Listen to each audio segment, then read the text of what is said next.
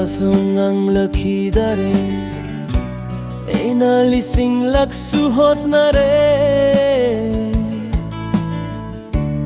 Adubu kum lakidare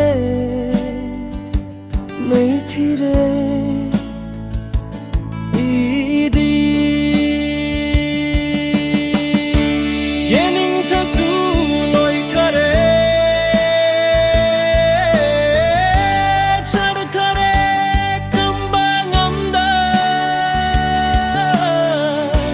Thamoy gi me chakti hai lakle